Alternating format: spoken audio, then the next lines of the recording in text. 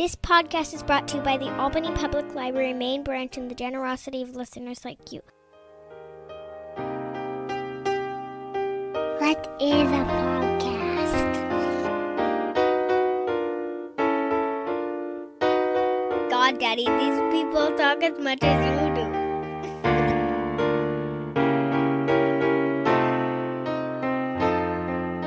Razib Khan's Unsupervised Learning. Thanks for listening to the ungated version of the Unsupervised Learning podcast. If you want to read some essays on some of these topics, please check out razib.substack.com. Again, that's razib.substack.com. Thank you. Hey guys, I'm here today with this episode of Unsupervised Learning with my friend Chad Orzel. Chad is a professor of physics at Union College, and just before I get into some stuff, actually, you know what? I'm just gonna say this ahead of time. Chad's written some books on physics, which we have talked about, some of them extensively, some of them a little less extensively. How to Teach Quantum Physics to Your Dog. I think that's the most famous one, right? That's still the most famous of them. Yeah, that's still the most famous one. I guess How to Teach Relativity to Your Dog, A Brief History of Timekeeping, which you were on the podcast to talk about a couple of years ago. Right. And then Eureka, Discovering Your Inner Scientist. And yeah, you're a physics professor, you're a physicist. I have known Chad on the interwebs. I mean, I've met Chad in real life, was it 2008 or 9 the first time? Somewhere around there. Well, it was before the Science Blogs meetups. You were in San Jose, I believe. It was me, you, Janet Stamweddle, Josh Rosenau. It might have been somebody else. I don't remember that. I remember, what I mostly remember is the meetups in New York City. Couple of times. Yeah, those were like 15 or more years ago, and it's just for some belonging. Yeah. Some of us are still around. We actually, even at that point, we were old timers because we had both been blogging since 2002. Yeah, I started this in 2002. I was on Usenet in the 90s, so like a real same. Yeah, same. I was on Usenet, and so I didn't use the bulletin board systems. I'm not that old, like the BBS era. But oh God! But I just there are some BBS people out there. I mean, I know that all the listeners of my podcast, they tend to be millennial or younger, and then the people that read the essays tend to be like boomers and Gen X. So I know some of you are listening. I know some of you BBS people are listening. But Chad and I go way back, and so we've been blogging about science and other things. Chad has a Substack. I'll link to it. I think you guys know about it. And so it's, kind of parallel. I mean, it's a little weird. I don't want to bore the listener, but I was remembering the first times that we probably had private messages just about random things. And I can remember I was 28 in Monterey, California. And I'm thinking about how different my life was. A lot has happened.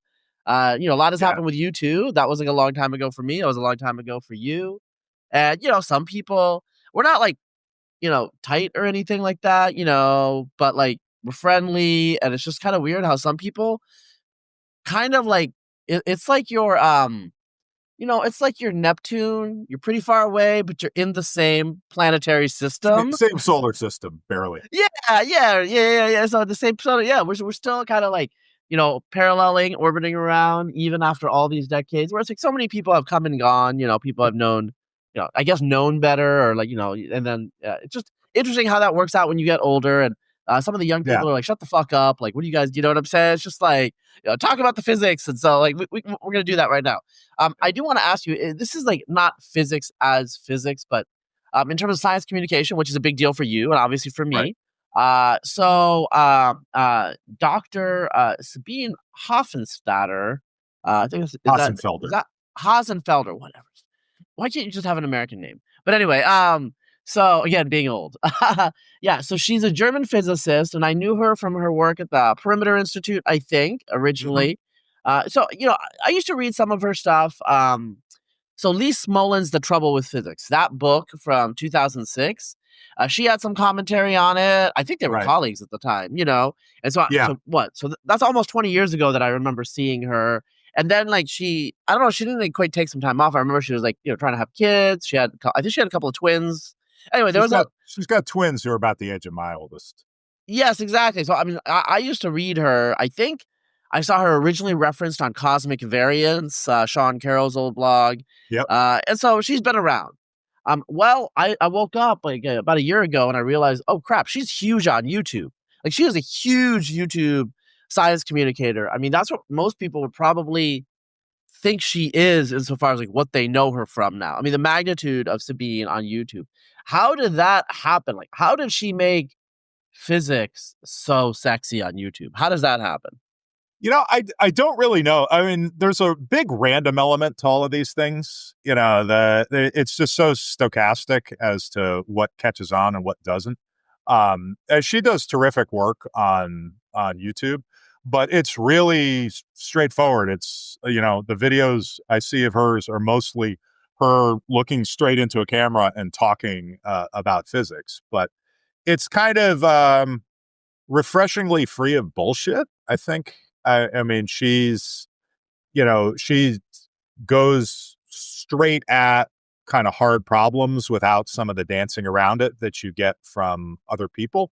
And she's, being careful to express things in a way that's clear and understandable to non-physicists, but like not talking down to people. And I think that helps a lot.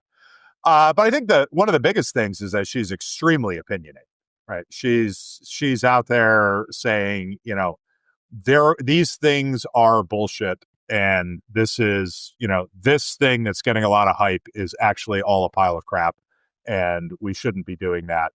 And I don't always agree with her on those things, but, being, I'm an academic. The character failing of most academic scientists is this tendency to waffle and qualify everything. And she doesn't do any of that. She tells you exactly what she thinks. And if she thinks something is bullshit, she doesn't dance around. She just says, this is bullshit. Here's why, and explains it. And I think people appreciate that. Well, 1.7 million subscribers on her YouTube appreciate that. Just like put the numbers out there, which is that's pretty good. Yeah, that's pretty good. So how did so I mean, like, how is that viewed and just so you know, like, I mean, I see one of her videos got 1.1 million views, but that was like a drama video. It's called The Problem with Sabine Hossenfelder, I guess. No, that's Professor Dave, who's another guy. Okay. Yeah. But she normally gets like hundreds of thousands of views for each video. And so there's a problem with her. I don't know what the problem is. I haven't watched that, but yeah. So she's got a thing, and this goes back a long ways, and it's Smolin-esque. I would say I don't think she agrees entirely with Lee about anything, but I met her first in person at a workshop that she and Lee Smolin organized up at the Perimeter Institute, and a big focus. This is kind of in that trouble with physics era for Smolin. And a big focus of it is looking at, are there problems with the way that we do science, with the incentive structure for science and sort of the sociology around those things. And she's been extremely vocal about thinking that the way people in fundamental theoretical physics are approaching problems is just misguided. That we have this incentive structure that rewards incremental publications that are basically meaningless, and that doesn't encourage or even actively discourages people from thinking really big picture and taking big swings at things that might crack open problems that have been sort of deadlocked for decades now. And she wants to see that change. So she's been really vocal that what they're doing in fundamental theoretical physics is wrong. The thing that's really upset a bunch of people is she says flat out that there's no point in like building a next generation Large Hadron Collider because we don't have any real reason to expect that it would find anything, and that's going to be 10, 20, $100 billion to find nothing.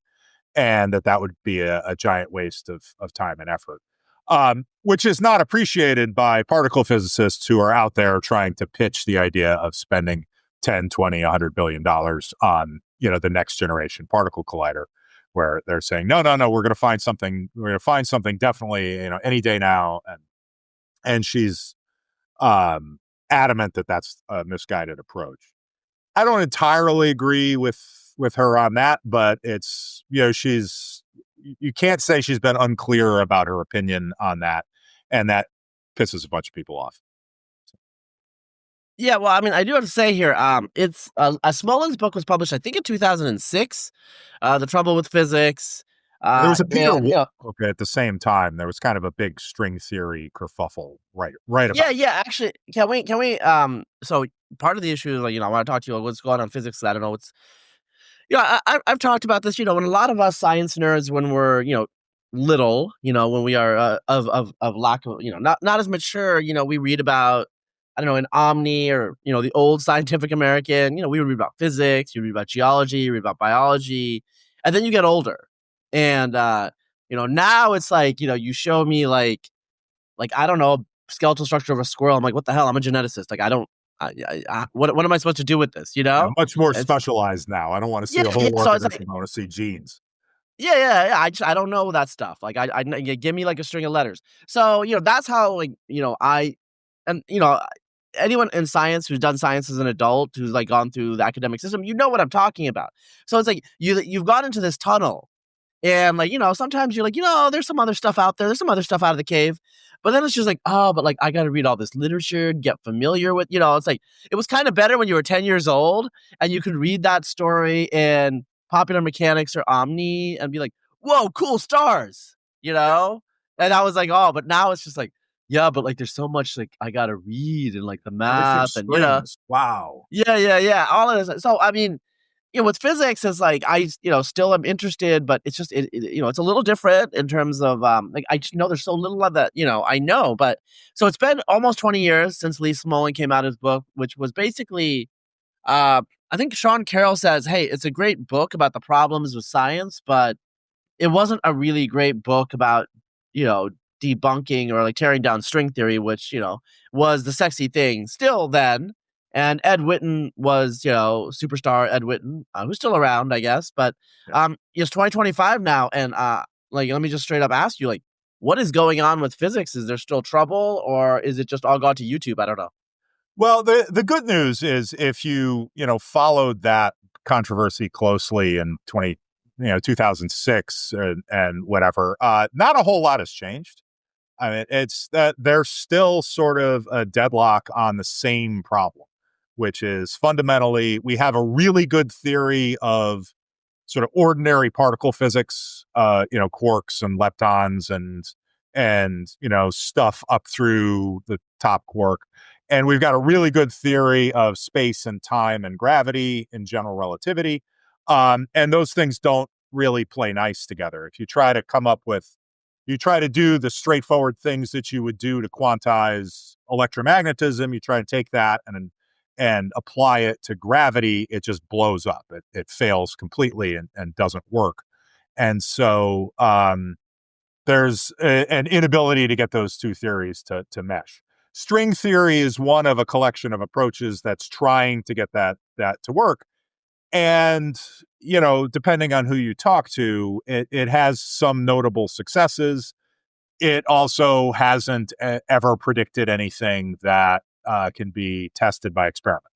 And that's kind of a problem if you think about science in sort of the, Popper-ish way that a lot of physicists tend to default to, which is, unless I can falsify it with an experiment, unless I could do an experiment that would say this theory worked or this theory failed, then it's not really accomplishing anything. And there's a lot of, argument about philosophical approaches and falderall about, well, statistically, can we say that this is, and it gets off into anthropic principle and all kinds of very vague things. But, the core problem is we have this standard model of physics. It's really up through the Higgs boson.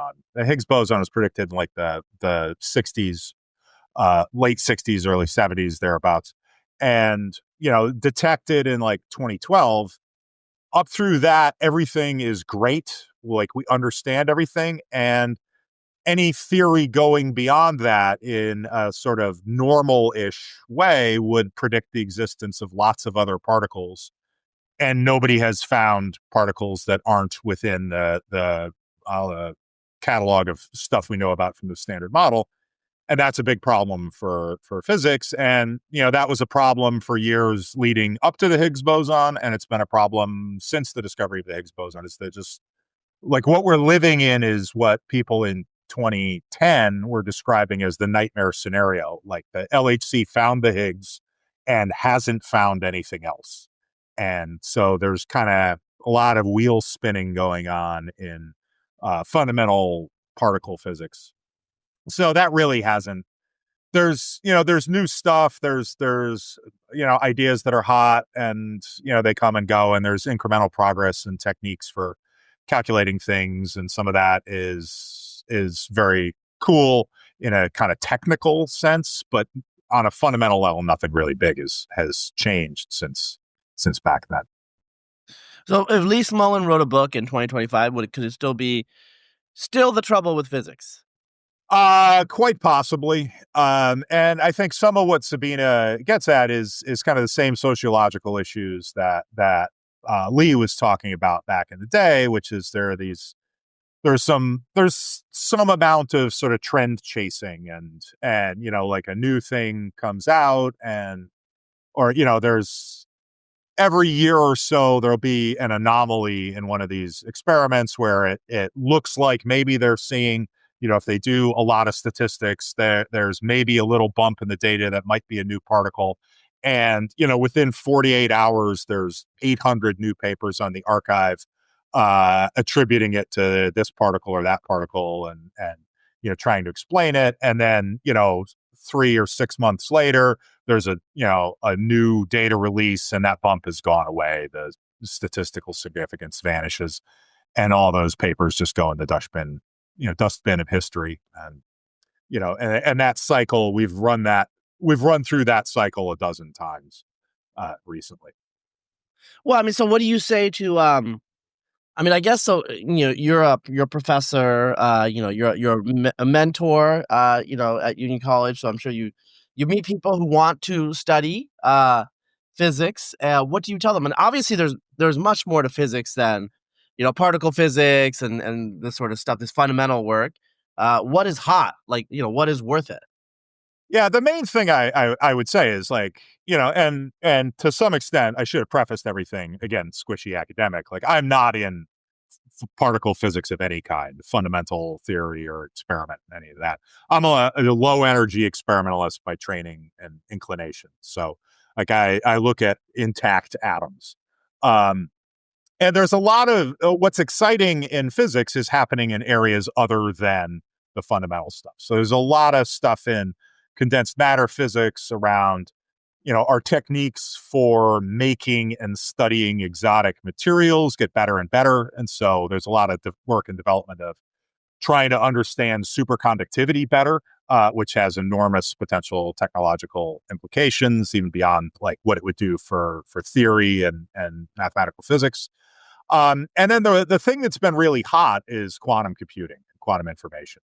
So this notion that you could take quantum mechanical systems that have two states, you can call one of them 0 and the other one 1, and treat those as if they were like bits to do a computation, but they can take on more states than just purely 0 and purely 1. They can be in, these weird quantum superpositions. They can be entangled with each other. And those quantum properties allow for certain problems, you can do calculations either much faster or much more efficiently with a quantum computer than you could with a classical computer.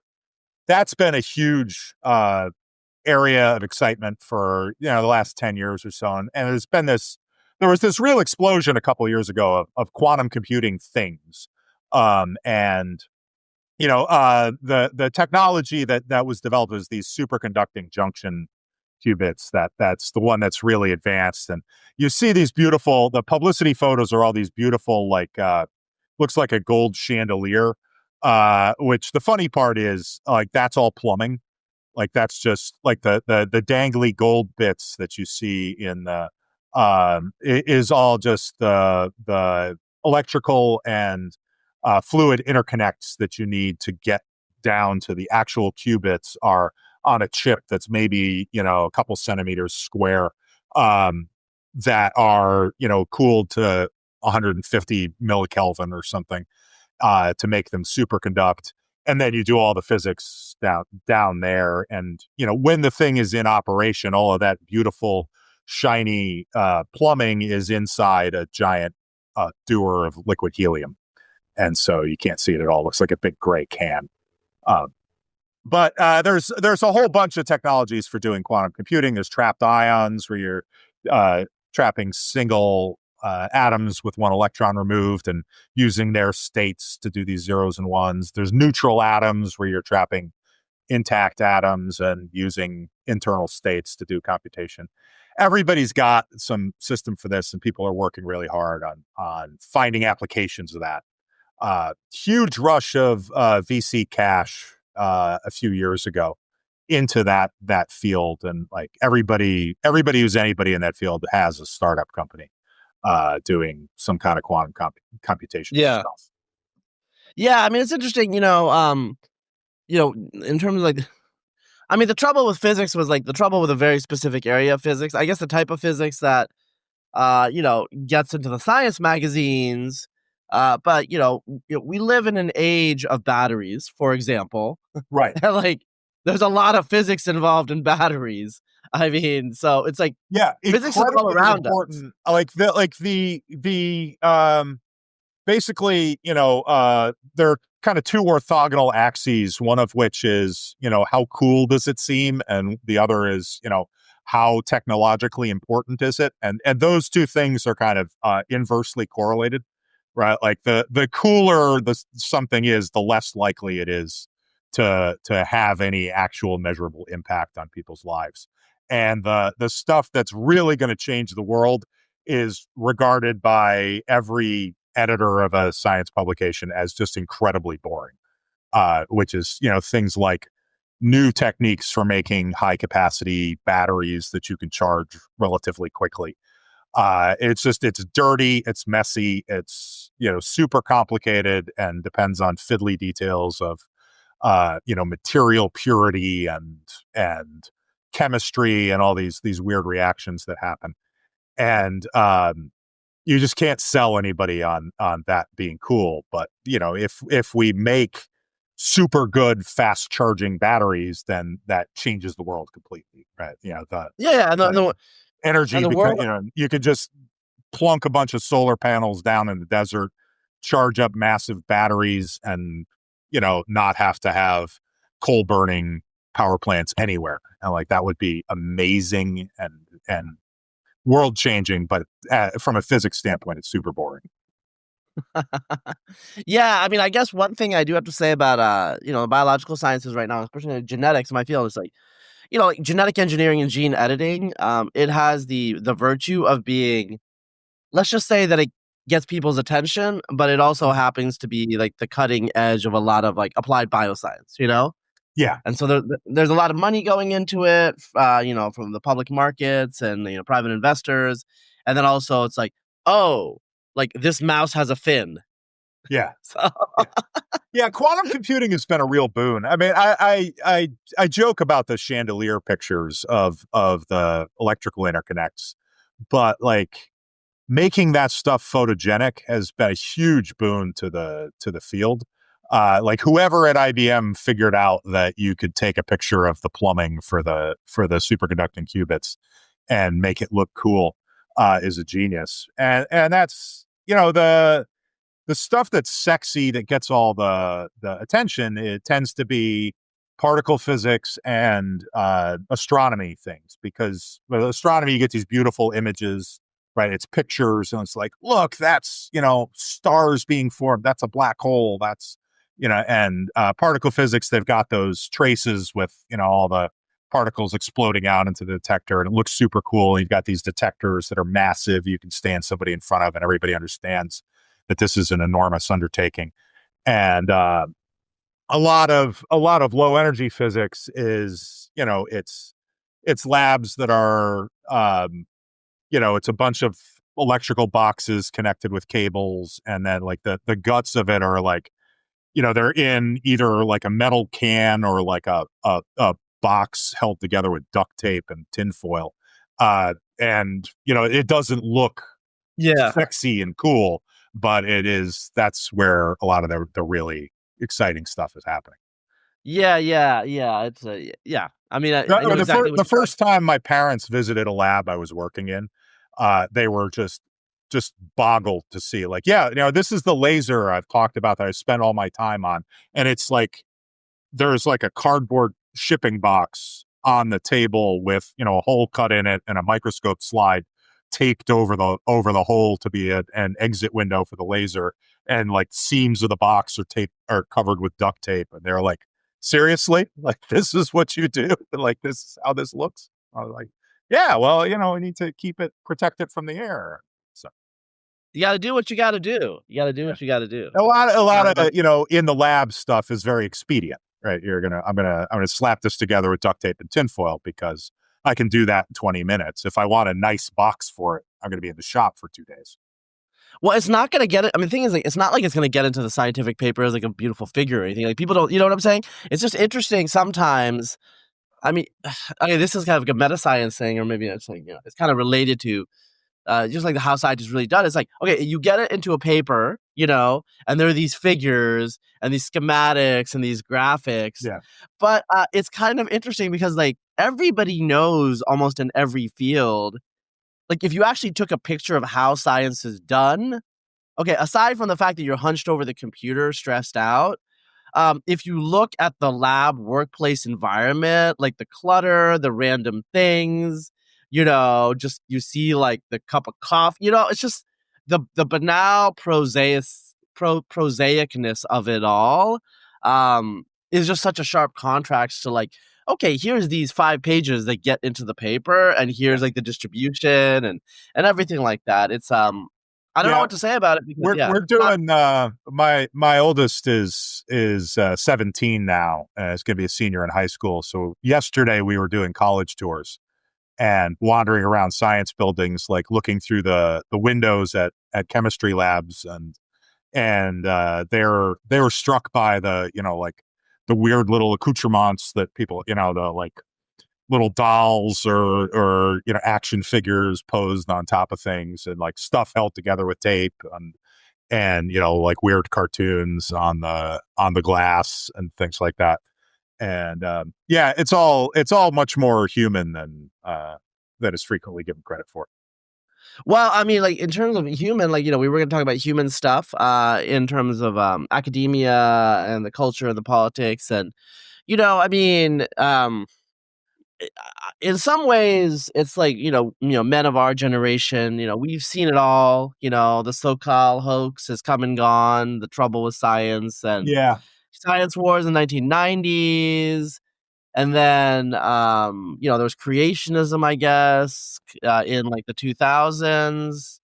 Yeah, and then we're probably due for another go round of that somehow. I don't quite know how, but it was kind of like there was a big thing in the 80s with secular humanism was the bugaboo and they're like doing the anti-evolution stuff in the 80s, and then there was another flurry of it in like the early 2000s in the peak new atheist era with they weren't calling it scientific intelligent design, it was scientific creationism, and in the 80s, and it was intelligent design. We're probably due for another round of that. Seems to be like an every 20-year kind of thing. It gets couple of school boards somewhere will ban the teaching of evolution, and then all the parents in the district actually notice and vote everybody out, and everything gets back to being sane for a few years. Okay, so I think the issue here is like part of the issue why this hasn't happened in a while now is American culture is way more secular. I mean, the new atheism definitely did have an impact, and that's why it's actually not sexy anymore, because who cares, Yeah. I do think you are seeing the vaccinations. It's not evolution; it's vaccinations, right? There are going to be school I boards. guess Yeah, that's the same. which, Yeah, the same which energy. was which when we were younger, when we were younger, was a new age hippie thing, Yeah, that and was a now it's a super right wing. lefty thing back in the day. It was super lefty thing. I mean, It's a little bit of actually, horseshoe theory here. well, actually, go back. I always tell people this. Go on YouTube and look at The Bubble SNL, and so it's like basically like, what if Hillary had won? And it's like, it's obviously set in like Brooklyn, like Park Slope or something like that. And it's like, everything in the bubble is like, it would make a liberal happy, including um, fresh raw milk, Right. which today is now right wing coded That's 9 years now later. super, yeah. Yeah, it's super. If you're drinking raw milk, it's like you're like a bro science right winger, and so some of this like kind of like mood affiliation or whatever. This like just kind of like these emotional reactions to things. They change and really. So when I was I'll say like when my first, well, actually no, okay, my kids were delivered by midwives. Okay, although there were OBGYNs too. I'm not like anti-science. Whatever. This is a long time ago. I think I can give that detail. So the midwives were anti-vaccination. Okay, Really? like they had these stickers on their cars like question vaccines. This is 10ish years ago. So I'm from Oregon. I grew up with like what I always tell people is like I grew up with Maha. Okay. Yeah. I grew up with all this something stuff. different. Yeah, I mean they were like like raw food, like artificial chemicals, all this stuff. Obviously physical fitness. Some of it's not bad. I think physical fitness is actually good. It's just the anti-science aspect of it that I was always like, okay. So for example, when people would be like, "Oh, raw food is healthier for you because all the nutrition isn't broken down and stuff like that." Well, I mean, if you want to like interrogate that. Yeah, if It is you're true. cooking your food hot enough to denature proteins, you're doing it wrong. Yeah, that's basically the idea. But the issue is like you're right. They are correct in some ways that like some things are not like accessible, like bioavailable anymore. But a lot of other things are. So Right. it's like, you know what I'm saying? Like, if you want to think about it, it's like the reason you cook things is it makes it more palatable. It's easier to digest. If it's easier to digest, then it's bioavailable. That's what you really mean. But There was a guy who had a book a few years ago arguing that cooking meat was yeah, Richard Wrangham. Yeah, Richard Wrangham he has he's like a part of his career has been devoted to that. He also wrote a book about peace. I mean, he's a big deal. I mean, actually, he's Carol Hooven's PhD advisor. Just for those of you, previous guest on this podcast. Yeah. So the reason you cook food is so that it's more bioavailable, right? Right. Which we both know that's actually not that great sometimes. So actually, like eating raw will make you lose weight. Like, so if you eat raw vegan, you will lose weight. Yeah, those people are because you can't get enough calories. Yeah. Okay, that's why. So anyway, it's like sometimes like some of these new age Maha things, they work, but they don't work in the pathway that they're saying, and obviously it leads them to draw weird conclusions. So I mean, I've told this story multiple times, and I'll tell it again. I went to a Maha event at South by Southwest, and the first hour they were ranting about pharmaceuticals and how horrible they were, and people were talking about banning GLPs. Like Ozempic and everything like that. Okay. The second hour, they were talking about psychedelic therapy and how like psychedelics need to be totally legalized and over the counter. And I'm like, what the? Yeah. So these people are really weird. I was like, this is really weird. Like, you're really pro illegal drugs, but you're anti-pharmaceutical, right? This is freaking me out right now. So this is the culture we're living in right now. I do want to talk to you though about what's happening with academia. So as we're recording, which I think will be, for a while now, for the next probably up until the midterms, academia is under assault. The money is being attacked. The DEI programs are being under attack. There's arguments about whether the executive can do certain things. Academics are frankly, some of them running around like chickens with their heads off. Mostly I think obviously the peak woke stuff has decreased because, well, now that money is at issue, shit's gotten real. Like they got real stuff that they got to worry about, So, but there are still I still see like there was like something about citational justice. Like some libraries are still trying to do that. Do you know what that is? The names for things shift around, but I know the general idea. You gotta cite enough women and Right. authors of color and disabled authors, and so and they're like, you have to do the research on who you're citing so you know what their disability. I'm like, okay, this is ridiculous. Yeah, you got time for that. You have to not cite people who are objectionable in some way. Yeah. Okay, I will say this about citational justice. I'm not gonna talk about it because it's like ridiculous, like in detail, but I will say this idea of like including people, like it's about like inclusion and stuff like that. The reality in science that I know of is like, okay, this is stupid. And again, you're focusing on the outputs, which is like by the time you're writing the paper and you're citing people, you're going to cite who you cite and who you read and who you know. Okay. The reality is the easiest way to get this diversity you want is like change the inflow. Okay. Like that's all. Once you change the inflow, you don't have to worry about citational justice. People cite the people that they read and that are in their field. That's really straightforward. It's not like a big discriminatory thing. Oh, I'm not going to cite women. I'm not going to cite people of color. Okay. You just cite your colleagues. Who your colleagues are is who you're going to cite. And so you got to change the colleagues if that's what you want. Anyway, it's like Band-Aids. Yeah, I think that's definitely the long-term ultimate solution has got to be changing who's in the field. And that happens. That is happening, happens slowly, because there's, the numbers coming through the system aren't necessarily what we would like them to be. But I do think a lot of that sort of stuff is self-correcting on a time scale of a decade or so. Well, I mean, you do have a lot of older professors that need to retire and whatever and die. Let's be honest, So there's what is it? I forget. I always forget who it is. It said, science advances one funeral at a time. It's just a famous line on that. But well, let me ask you, Chad. Are your parents scientists? No, my dad was a elementary school teacher, taught 6th grade, and my mom was a librarian. So they're both in education, but not in science.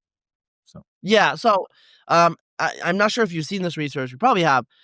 It turns out that academic science is literally the most heritable profession. It's one of those things that I see those things come around every now and then, and people are outraged. And it's the fundamental problem with those things is, like 68% of PhDs have a PhD in their family tree. I'm like, okay, but like, I don't know what that number should be, right? Like, like if you say, okay, we're looking for, diversity and gender, okay, 50-50, sure, like the population is 50-50-ish. I can see that's kind of a reasonable target. But like, deciding to go into a field and get a PhD and go into academia and become a professor, that's such a chain of like contingent events and individual taste decisions and so on. I don't know what the distribution should be. Like, people who, or like I'm in education, broadly defined, but my parents were teachers. My father's brother and his wife are teachers. Both of their kids are teachers. There's a lot of teachers in our family. Yeah. And part of that is, we grew up in an environment where we're in an educational context, and you look at that and say, hey, that's pretty good. I like what dad does. That seems interesting. I'm going to go and do that. And, somebody, my kid who I'm looking at colleges with has said, I might like to teach at a college someday. And, they're looking at my job and saying that's a reasonably sweet gig. And it is. And I think that's a reasonable decision. And it's not unreasonable to me that children of college professors would be considerably more likely to look at what's involved in being a college professor and say, yeah, I'm going to do that. Much more so than, children of lawyers, maybe, or children of stockbrokers.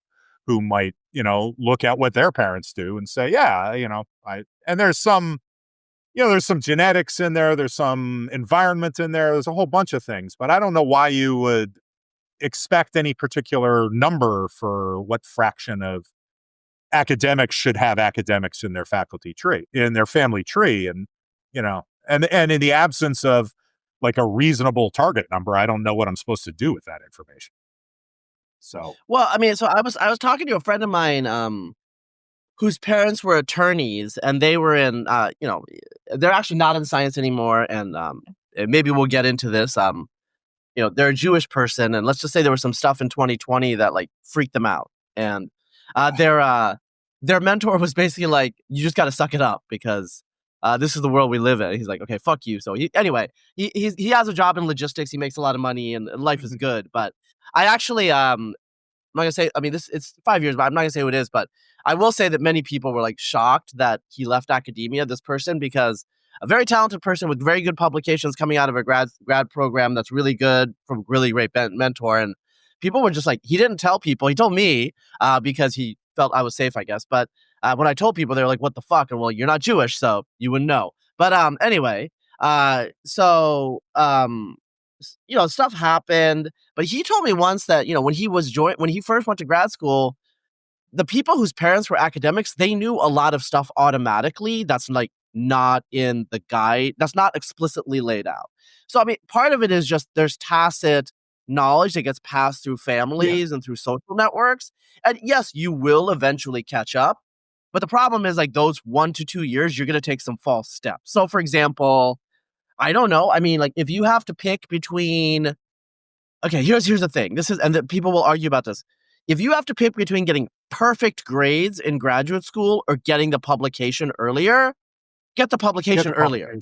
Absolutely. Okay, but a lot of people without academic backgrounds don't necessarily know that. Yeah. They don't know that a 1 year difference in publication is a much bigger deal than not getting straight A's. Yeah. Like getting straight A's, you get maybe more of you have better chance of some fellowships and stuff, but the reality is getting that publication is you're already doing science, so whatever, right? Yeah. It's a lot like, nobody's ever going to look at your grades in grad school, right? Either you're going for a job in, academia, and what they're going to look at is where is the diploma from and who is your PhD advisor. And, that's going to make all the difference. If you're leaving, if you're going to industry, they're going to look at where is the diploma from and what's your publication record. Yeah. And if you're going into, Wall Street or something, they just like, oh, okay, it's another PhD. They do, they do mathy things and, they go over here and, nobody cares what your GPA was. And that's true of most things. Like, my wife's a lawyer and, as she said, nobody cares what your bar exam score was. Like if you passed, nobody will ever ask, what did you get? Were you in the 90th percentile or the 51st percentile? Like you cleared the bar, you're in the bar and, okay. I that's fair. I will say something. It is a, I mean, and people can look this up. It is a thing that Black law professors will put their LSAT on their CV. Yeah, I don't. So it depends on like, there's certain perceptions of certain groups, right? Right. So your wife is an Asian American. You know what I'm saying? Like no one's gonna like question her. Well, the bar is the bar is pass, no pass. Yeah, it's pass fail, and it's like if you passed it, you passed it. But although I do have to say, back when JFK Jr. was alive, I mean, he took like 3 or 4 times to pass the bar. I mean, people do notice that. Like, okay, how many times have you taken the bar here? This is ridiculous, But I mean, it's one of those that the pass rates get worse and worse as you. It's a little. Well, it's adverse selection. Yeah. Right. Like it's basically like there are people like Hillary Clinton didn't pass the bar the first time. Whatever, it happens. Yeah. But like if you're like at the 3rd or 4th try, like it might be that you're just not going to pass the bar. It might be a you thing. Yeah. So like going back to academia though, we're obviously having like NIH is getting targeted and the DEI stuff is getting targeted. And obviously academics are they're freaked out. Some of this stuff is like totally out of left field in terms of like, what they would ever expect as the norm.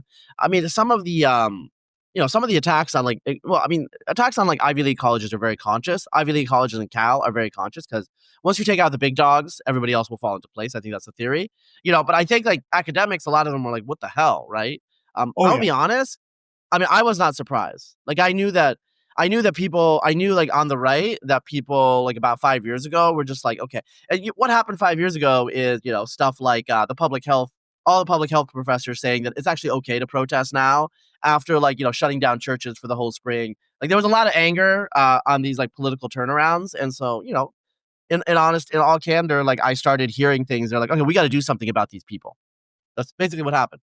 And now this is happening, and it's like, and now academics are like, how could this happen? And I'm like, well, I mean, do you have any Republican friends that could tell you how this could happen? Like, no. Yeah. Exactly. And that's part of the problem.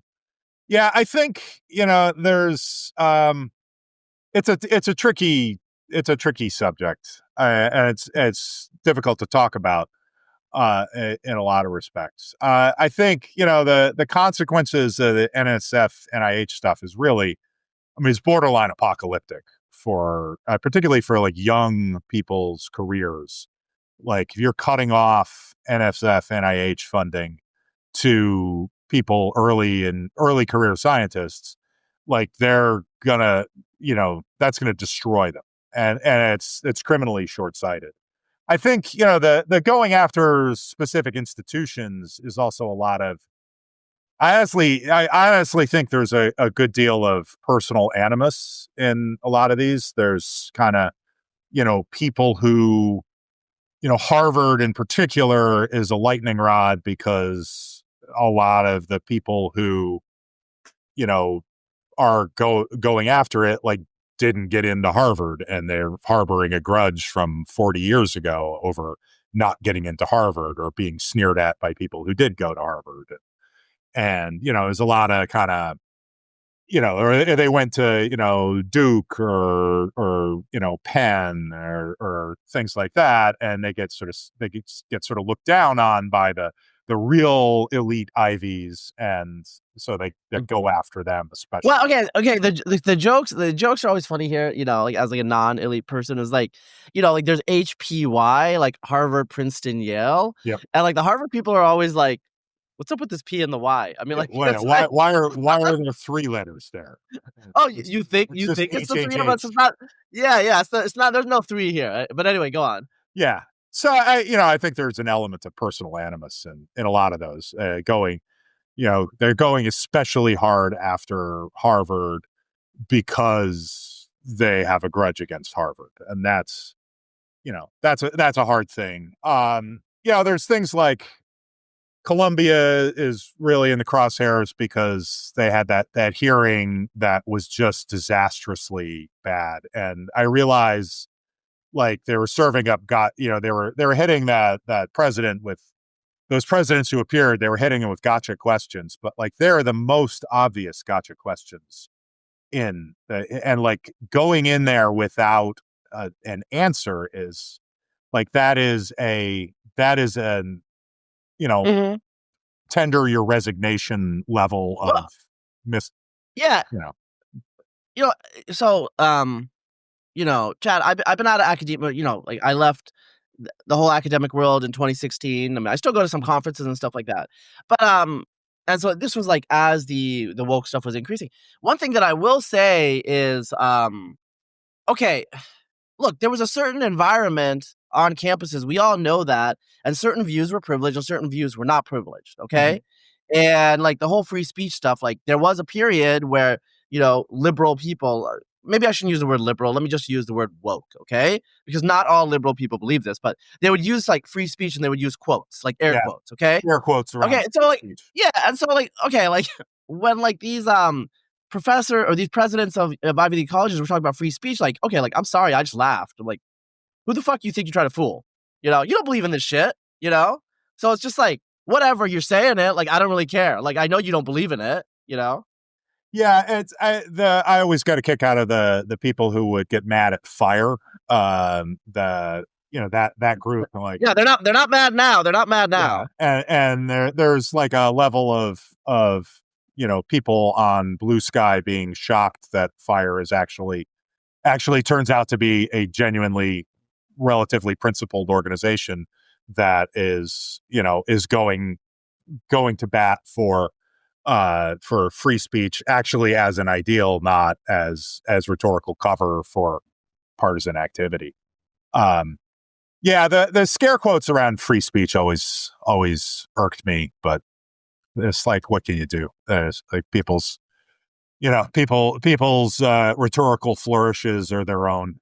And Well, I mean, I guess so I think part of it is that so I had a friend. I mean, I think we're still friends. Actually, he never I'll just I'll call him the Bernie bro, okay? Like, because that's, I think, a good way to describe this guy, a white guy, Bernie bro, whatever. That's many in academia, so the anonymity is being maintained, but not like a super woke person. Actually, I mean, he's my friend, so of course not. But right, but we had a discussion in 2018 at a conference, and I was catching up, and because the conference was in Austin, so I can see him. I live in Austin, right? And I was like, bro, like, since I've been gone, like, stuff has gotten crazy, and like, your grants, that's public money. Like the people in the public are starting to get like really angry at you. And, he was just like, I'm not worried. Like nothing's going to change. You know what I'm saying? And I was like, no, I mean, like, look, they're like, they don't know, like, that your research, even though it's like computational, is like upstream of like applied biomedical. You know what I'm saying? These people don't know. It's like all very up in the air for them. And so when they see you, signing letters, and I know that anyway, I was just trying to get across, like, what I'll say is in 2010, in 2010, it was different where, like, scientists, for example, academics, but let's just say scientists, because I know scientists more. Scientists were always liberal. They're always Democrats, right? But academia wasn't viewed as a partisan actor. It's like you guys were, academics were nerds, and maybe they would come speak on some environmental thing that was their specialty or something like that, or like nuclear thing if you're a physicist, But it wasn't like you were talking about, well, like you, Chad Orzel, we're not talking about how, we need to have pronouns in they were like scientists by like the end of like the teens. We're talking about everything like racial justice, social justice, gender justice, all of these things. And people were just like, oh, like, what the fuck are they doing? First of all, you're already doing like pretty abstract things that they have a hard time connecting with. That's their problem, but that is like the reality. But now you're doing all this political stuff. Oh, they understand that. They understand what you're doing now. So what do you think is going to happen? That's what I told him. He literally laughed, was super like unconcerned. Over the last 6 months, I've gotten so many of my friends messaging me about like what's going on with their funding. My friends in academia, and why are they messaging me? Well, they don't know anybody on that side. Well, I mean, but like, that side is responsible half the time for your funding. Like, you're smart. You have a high IQ. Like, did you not? Is the bubble thinking that extreme? Yes, it is. Yes, it is. Yeah, I think there's sort of there are some beliefs in the sanctity of some abstract principles, like the idea of academic freedom. There's a lot of like, this is a violation of academic freedom, and there's like that nobody cares, or there's people are every bit as much entitled to put the scare quotes around academic freedom as you are to put scare quotes around free speech when talking about that. It's the same kind of, it's an abstract principle that is convenient when it's benefiting you, and gets scare quotes when it's not. And so there's but I think the problem here is like the ivory tower, like, well, I mean, if anyone should care about abstract principles, there's people in the ivory tower, right? Yeah. And so I think like the word that, which is, I don't know why people use it, the word praxis. That was like a big deal for a while. It's like, what is praxis? Like, how are you going to like apply your scholarship to the world out there? And I'm just like, if you apply, what I used to tell people is like, if you fucking think about it that way, the world out there is going to start applying itself to you. And that's the problem with the whole notion of, bring your whole self to work, and that you have an obligation to insert your personal politics into things, which is, like you can totally do that if you want to, but you also should be aware that like that can lead to some blowback. I think that, the feeling in the sciences on, like NSF, the NSF NIH stuff comes as a really rude shock, because I think people assumed that what would happen is, okay, maybe the, the right wingers come in, and like the broader impact portion of your NSF NIH grant is going to go away, and like you're not going to have to put in the boilerplate diversity language anymore, but everything else is going to be the same. And the reality is they've gone after it with not even like a people say like taking a hatchet to it. It's like, they're lobbing grenades. I mean, it's, bunker buster bombs. They're just blowing up budgets completely in ways that seem completely ridiculous and, incredibly short-sighted. And I think there was a presumption in academic science that, if they're going to go after things, they're going to go around the edges. They're going to go at specifically the DEI language that's included as a part, and, we're no longer going to fund anything because it has an initiative that's targeting some identity category specifically, but, we're going to sort of retrench and just do the sciencey parts of it. And having them go after the sciencey parts has been a rude shock. And totally unexpected. I think the thinking was, the first time around in 2016, they still had some relatively sane people in charge of things, and there were people, saying, "Hey, don't do that. Let's not mess with this, because this is upstream of things that we do want to work well." And I think a lot of those people have been pushed out at this stage. Have been, either voluntarily left the disassociated themselves with the MAGA crowd, or have been driven out.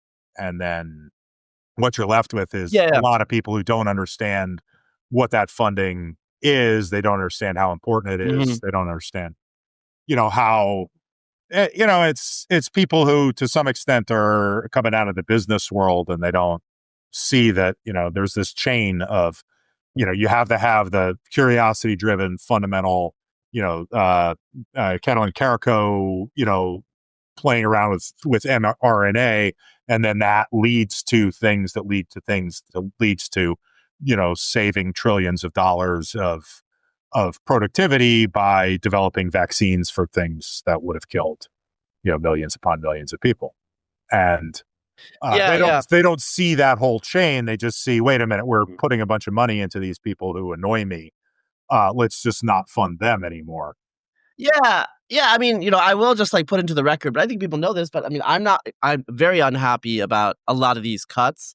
And when it comes to like academic research, you fund a lot of stuff that goes nowhere, but this is one of those things with like, that 1 out of 100. I mean, I guess a classic case from a biological perspective would be CRISPR-Cas9 gene editing technology, which was discovered in 2012 and has transformed the field, but it was around for decades before they figured out how it works. Or, for example, GLPs, which, are responsible for like, the reversal of the obesity epidemic in the last couple of years. Turns out to be everything. Like stops people drinking, biting their fingernails. Like, it's a miracle drug. So, we get miracles out of this stuff. So it does seem like what's going on here, but the fundamental issue is like, I think, I actually know some of these people. I know what some of their logic is. And, I think, this is like a game of chicken where, and I also know some of the academics where they're like, look, they can never touch us. It doesn't matter how crazy we get, because what we're doing is so important to the public good. Yeah. You know? And I think there was belief in that shared vision, and I think that I think there was a lot of failure to recognize that, you know, that value proposition wasn't being seen the same way anymore. That some of this stuff, and you know, a lot of it is just like general short-sightedness of business people. You know, like a completely apolitical academic-y thing that drives me nuts is, you know, nowadays, like when I started here, if I wanted to order something, you know, I would get a quote from a website and send it to someone in purchasing who would place the order, and, you know, the PO goes out and then it shows up and the stuff shows up. Now, like, I have to be the one who initiates that process, right? I have to be the one who goes into the purchasing system and creates the PO and does all this, you know, does all the electronic paperwork to get the ball rolling. This is a thing I do, you know, twice a year, something like that. So every time I do it, you know, every time it comes around, something about the process has changed because they're constantly tweaking things. I have no idea what's changed, right? And I have to relearn how to do it. It takes me ages to, you know, it takes me multiple hours to do this purchase order generating paperwork that somebody in, you know, when we used to have more staff over there, somebody over there who's being paid, you know, $20 an hour would do that in 20 minutes. And me being paid, you know, whatever you want to say my hour, $100 an hour as a consulting rate. You know, we're spending $300 of my time on paperwork. But to the people running finance, it looks like they've saved money because they eliminated the position of the person who was being paid very little, and could do these tasks quickly. And, you know, they're probably spending more on me doing these stupid tasks than they would have been spending on a person who would do them efficiently. But all they see is a budget line there that's, you know, a salary is gone and my salary is still there. They don't see that, you know, my productivity is substantially less because I'm doing this bullshit paperwork. Right. And so if you're just a bean counter at a very high level, it looks like you've made everything work better by eliminating superfluous positions, when in fact you've made everybody's lives worse. Yeah. Right? I am pissed off that I've spent 3 hours doing this thing. You've wasted, you know, $280 of the college's money on, you know, salary for me to be doing a thing that is stupid and pointless. And, you know, it's not stupid and pointless. It's stupid and pointless to have me doing it. We should be having somebody whose job is to do that efficiently and who are, you know, paid at a lower rate do that. Well, but, you know, and so it's that same kind of logic that's going into a lot of this. People don't realize that, you know, they say, well, you know, we're doing this completely superfluous dicking around with shrimp on treadmills or whatever, and we're going to get rid of that. And we're going to stop spending money on that. Look at all the money we saved. And they don't say, yeah, but now that was money that was doing a thing that is actually extremely useful somewhere else, but in an indirect way that doesn't show up cleanly in a you know, budget spreadsheet. Yeah, so I mean, I guess like as we're closing out, I do want to talk about like just like something like this isn't like even a political thing; it's more like a sociological thing. You know, a lot of academics. Well, I mean, many know this, but like not all know this. But you know, academic science, academia in general, but in particular academic science with its like whole funding structure and whatnot. Like, you know, if you're a researcher, for example, if you're to research one university, you're mostly writing grants. If you're like once you hit primary investigator status, I think the peak. You know, well, actually, you're just like writing grants. Okay. This whole system is, you know, it's a product of, you know, after World War II, you know, it's only been around for 3 generations. Yeah, Vannevar Bush. Also, like the peer reviewed paper system. So there's like all these things that people complain about, and this is not a political thing. So for the paper system, you know, I remember Thomas Chatterton Williams, the The writer was Yeah. shocked that academics not only do not get paid for the papers that they write, in some cases have to pay, like in open access journals, you pay for the figures and journal stuff like that. page charges. Yeah. And so now, like, academics are like cranking out these papers. One of my mentors, I can say this, I think now, and she was like, well, basically, like, I write grants and I get money, and that money gets turned into papers. Okay. Which, like, a regular person on the street, what does that mean? Well, I mean, that's what science is. Science is now papers, which is fine. But look, the reality is, like, there's so many more papers today than there were even 25 years ago. Is there that much more science? Anyone who's within a field knows that, like, most papers, they're not bad and they're not fraud, but they're not worth much. They don't really make anything more than, like, what they do is they get someone a line on their CV. Yeah. And that gets them a job. And, like, the science is supposed to be producing things, and it does produce things like mRNA, gene editing, in my field, quantum computing in yours. But a lot of it is just, like, running around getting money to produce more papers within this institutional framework. And that's not how science was done 100 years ago or 200 years ago, and it was still science. Maybe we need to think about how science is done institutionally and, like, reboot the system. I don't know. Well, this goes back to you are sounding exactly like Sabine Hossenfelder. Right. That's a lot of her critique of academia. And this is pretty common. A lot of people have this same comment that, much of what scientists are doing is just writing applications to get funding to do kind of MPUs, right? Minimum publishable units. You're doing what is the smallest incremental advance I can make that will get published in a reasonably reputable journal. And then, we stack up a few of those, and then we get another grant, and we stack up a few more, and we get another grant, and so on. And, that's definitely a pretty common critique. And I think there's a lot of validity to it. I think there's a lot of effort that's spent on things that are fundamentally not scientific. You're writing grants, you're documenting, you're writing progress reports about the grant that you got previously. And time that you're spending doing that is time that you're spending not thinking about big transformative approaches to things. It's time that you're spending not educating the next generation of scientists and students, and all those kinds of things. And I think, the solution to that is basically, I did some articles for Physics World a year or so ago, and about the history of laser cooling. And I interviewed people who worked at Bell Labs back in the day. And they said that, the Bell Labs ethos was, we hire good people, we give them money, and we get out of their way. And, one of those guys who was at Bell Labs said, our instructions were, do whatever you want, but whatever you do has to be world-class. Right. Like, you can work on any problem that seems interesting, so long as what you're doing is, at the very peak of the field. And if you're doing something that's kind of going nowhere, then you get pressured to, okay, maybe stop doing that, or do that better, or, like, maybe we shift some effort into a different line. And that happened to some of those guys. But, the main thing was, we have a huge amount of money. We're just going to give people money and go do good stuff.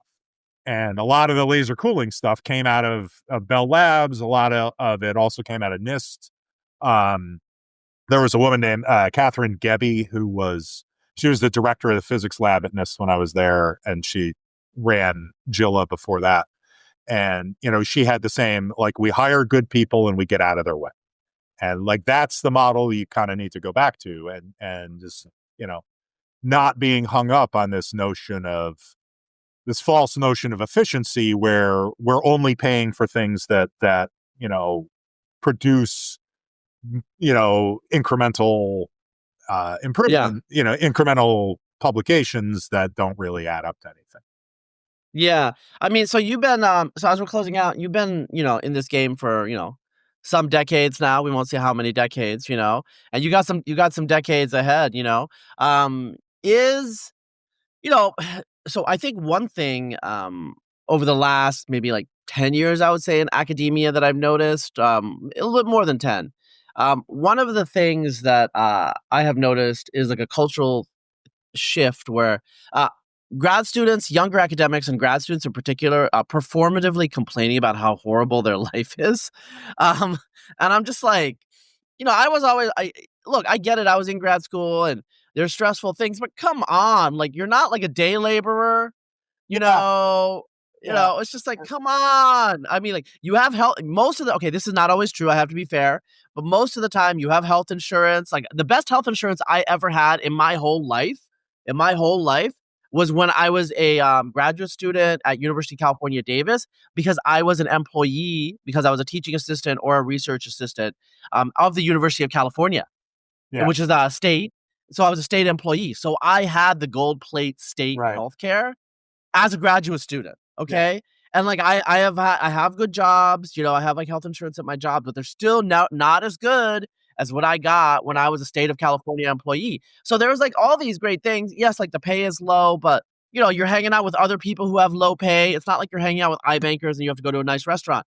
Anyway, so there's all these things that I was like, come on, like, get over yourselves. So there was like self-flagellation and all this stuff. But I mean, I'll say there's always been an element of that, and definitely, like, I was in grad school during the very first .com boom in the 90s. I got my PhD in 99, and so like there was definitely, like, 1996 for me was the year that every grad student has, where like what I did in calendar 1996 is essentially I broke everything in the lab and fixed it. Like any piece of equipment we had, at some point I broke it and then I had to put it back together. And then I would start trying to do an experiment and I broke the next thing and I had to put it back together. I accomplished absolutely nothing. And meanwhile, like, people I was in college with were selling startup internet companies that they had made for like $100 million. And I'm like, this is bullshit. What am I doing with my life? I can't even buy stock in these guys' companies because I can't scrape together enough money for it. And like, that was kind of miserable.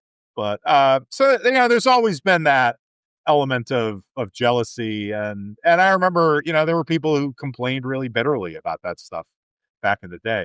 I think the thing that's changed is in a sense is the media environment.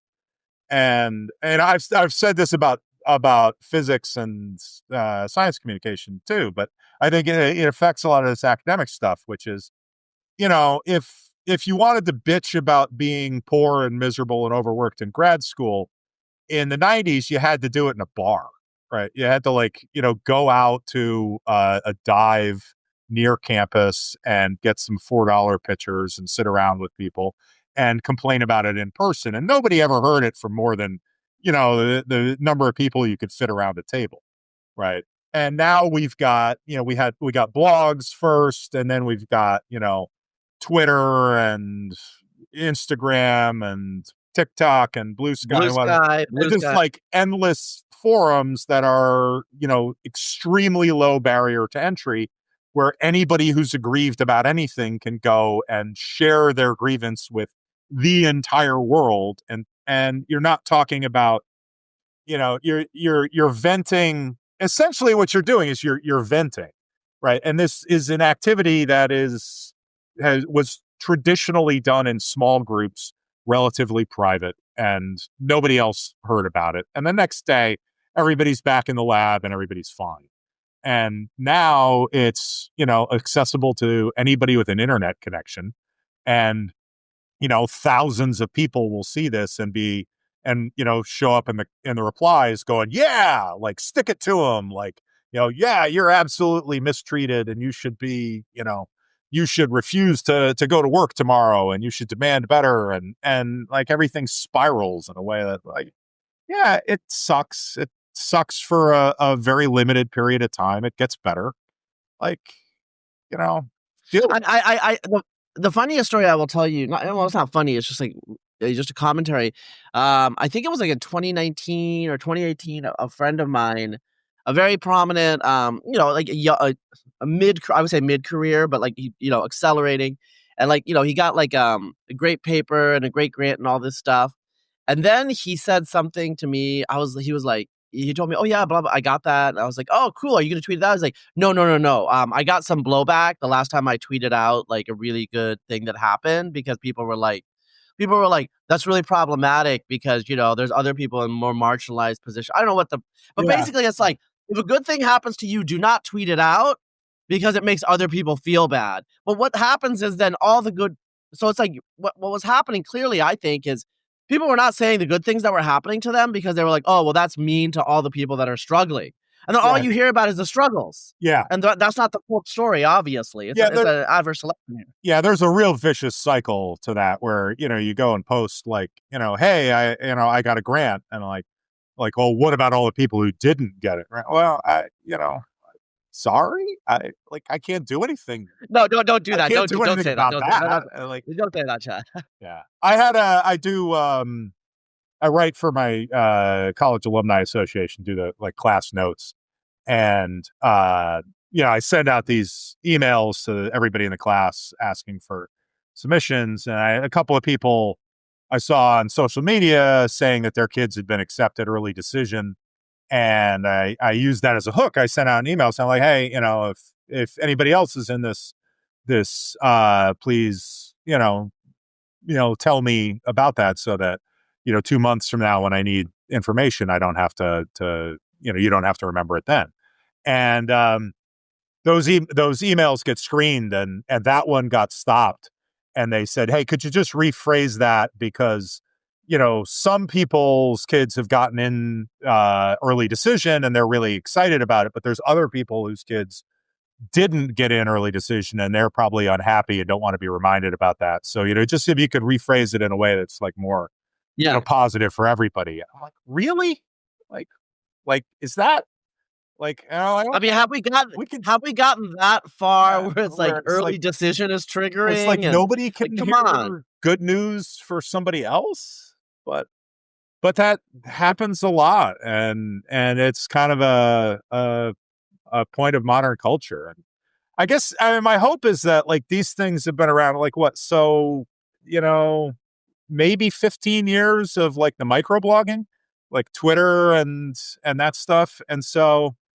I'm hoping that we're in kind of a transitory phase where some of these things are going to get sorted out. I do think to the extent that I know what my kids are doing online, I do think they have whenever they talk about Instagram or Twitter or TikTok or these things, they are aware of the performative nature of a lot of this stuff. And I think they're discounting a lot of the tales of woe and stuff in a way that I think reflects reality. That like, yeah, well, they're bitching about this, but everybody bitches about stuff.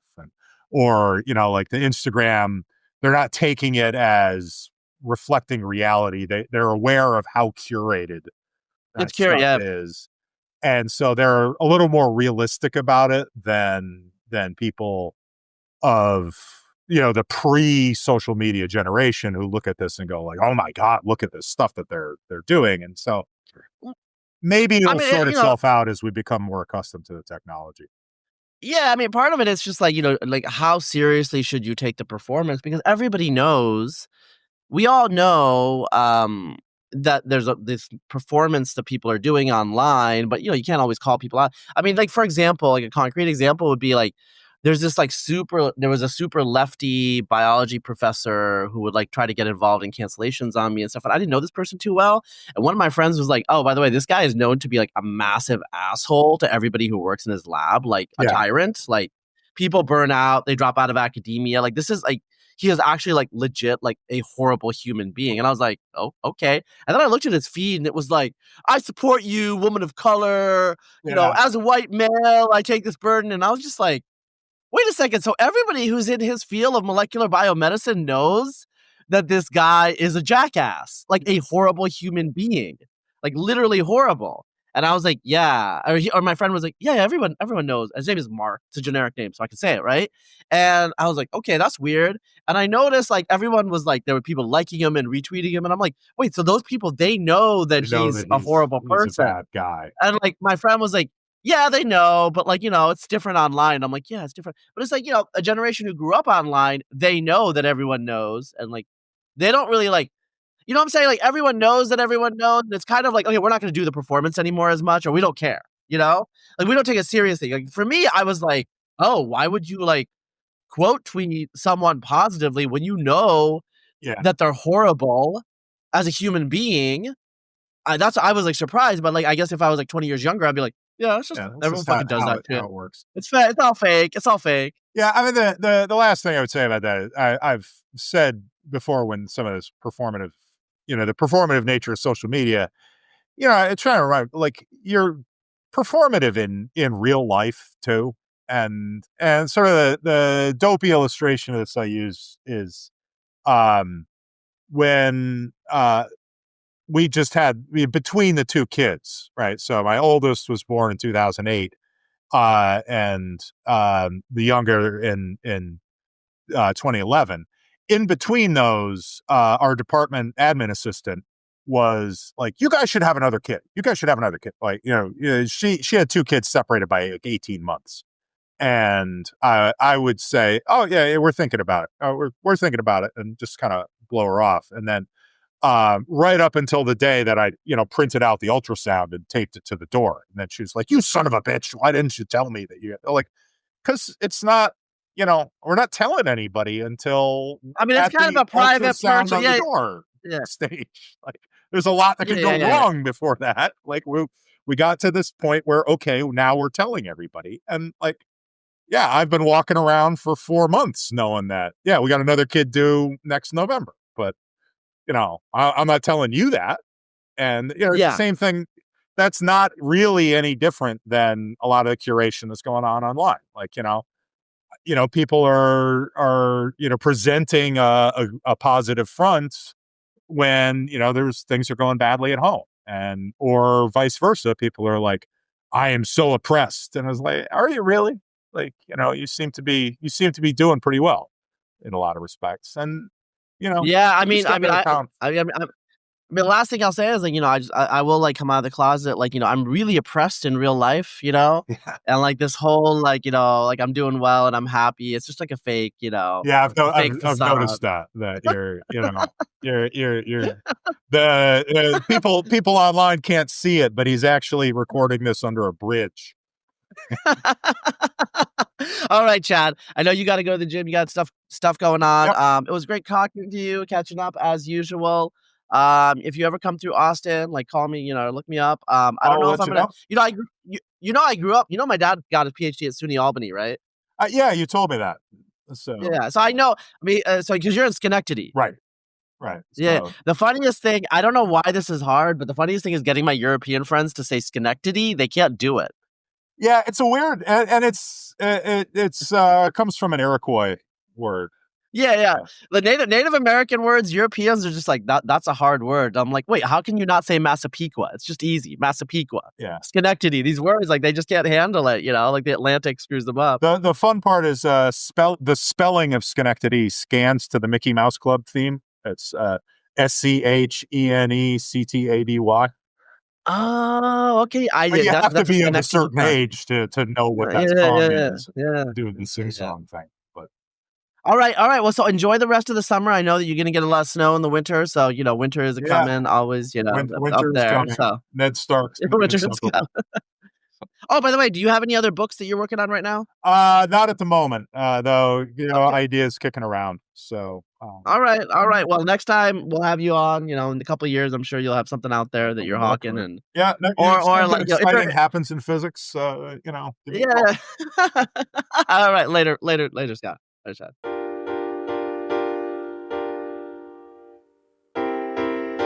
This podcast for kids.